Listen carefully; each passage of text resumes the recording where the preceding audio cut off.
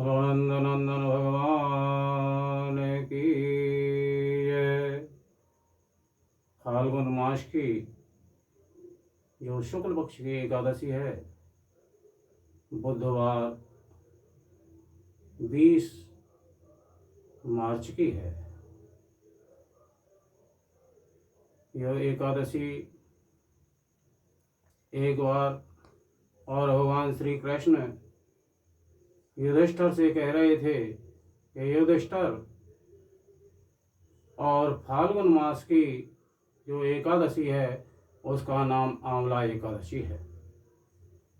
इसका वृत्तांत एक बार महाराज श्री मानधाता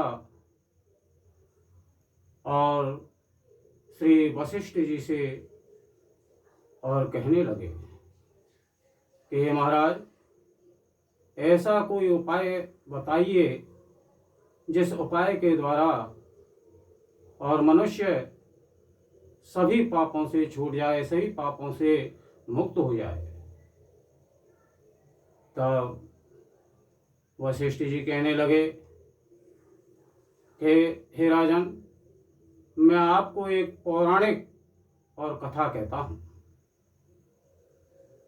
एक वैश्य नाम की नगरी में, चंद्रवंश में, और एक चैत्ररथ नाम का राजा राज्य करता था। वह राजा बड़ा धर्मात्मा था। वह राजा सभी प्रजा के सहित, बालक बुढ़े सभी के सहित और एकादशी किया करते थे और रात्रि को भगवान के मंदिर में जागरण किया करते थे। एक बार फाल्गुन मास की शुक्ल पक्ष की आंवला एकादशी आई। उस दिन राजा सभी नगरवासियों के सहित और मंदिर में भगवान के पूजन अर्चना और जागरण कर रहे थे।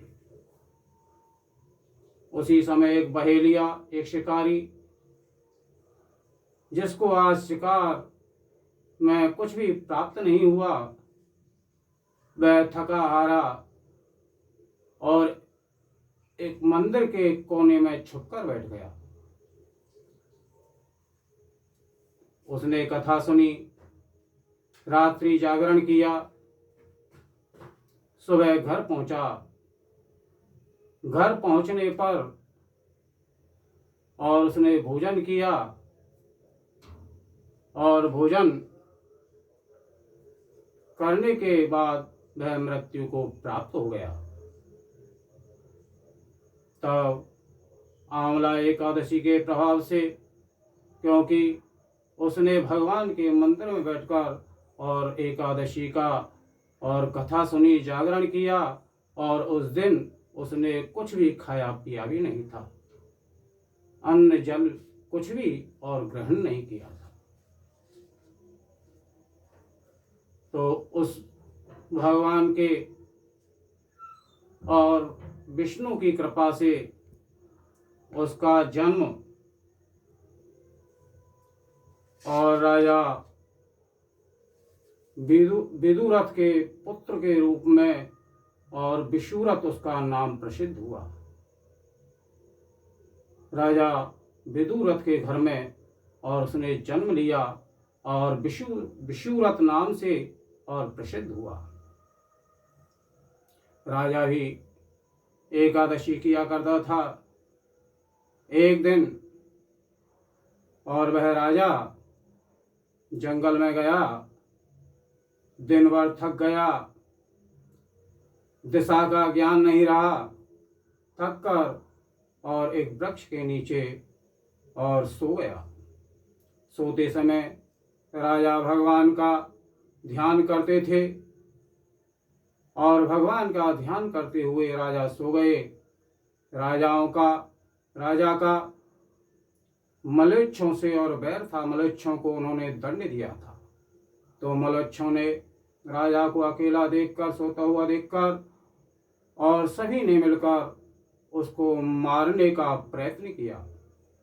तभी राजा के शरीर से एक बड़ी ही सुंदर और कन्या उत्पन्न हुई। उसने अटट कर कर काली की तरह और सभी मलेच्छों का सर धड़ से अलग कर दिया और वह अंतर ध्यान हो गई। तब राजा की नींद खुली, जागा तो उसने देखा कि मेरे शत्रुओं का, जो मेरे शत्रु हैं, उनका विनाश किसने किया। तब तो राजा सोचने लगा। इतने में ही आकाशवाणी हुई कि हे राजन, आपके एकादशी के व्रत करने के जो आपका नियम है, उसी के फलस्वरूप और स्वयं एकादशी जो आंवला एकादशी है, उसी ने और आपकी रक्षा की है। आंवला एकादशी के दिन सुबह के समय स्नान आदि से निवृत्त होकर और भगवान परशुराम जी की और पूजा करें। इस दिन भगवान परशुराम की पूजा की जाती है। फिर शक्ति हो तो एक मासे की सोने की प्रतिमा बनवाकर और सभी पूजा सामग्री, सुगंधी, पुष्प, धूप, दीप, नैवेद्य सभी सामग्री लेकर, हो सके तो विद्वान ब्राह्मण साथ लेकर, और जहां आंवले का वृक्ष हो वहां जाएं। आंवले का वृक्ष बड़ा उत्तम वृक्ष है। यह भगवान और विष्णु के थूक से उत्पन्न हुआ है। तो आंवले के वृक्ष के नीचे जाकर उसको झाड़ बुहार कर, लीप कर और उस पर स्वस्ति चौक बनाकर और कलश स्थापित करें। कलश पर खील से भरी पूर्ण पात्र रखें। उसमें भगवान और परशुराम की जो प्रतिमा है उसको रखें। भगवान परशुराम की धूप, दीप, नैवेद्य से पूजा करें, उनको भोग अर्पण करें और आंवले का भोग लगाएं। आंवले के और जल के द्वारा उनको अर्घ्य दें, नमस्कार करें और रात्रि भर जागरण करें। सुबह दूसरे दिन भगवान का पूजन कर और ब्राह्मण को भोजन कराएं और वह सामग्री ब्राह्मण को दान में दे दें।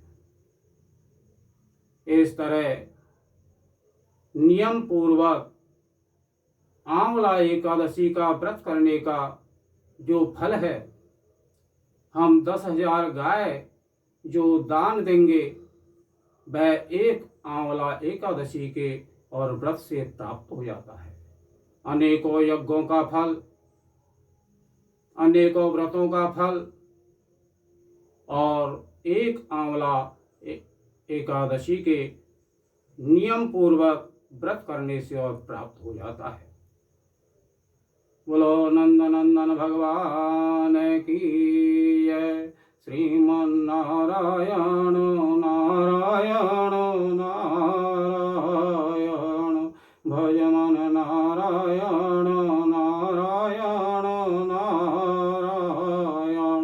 बोलो परशुराम भगवान की जय।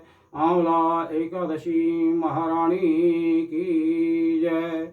जय जय श्री राधे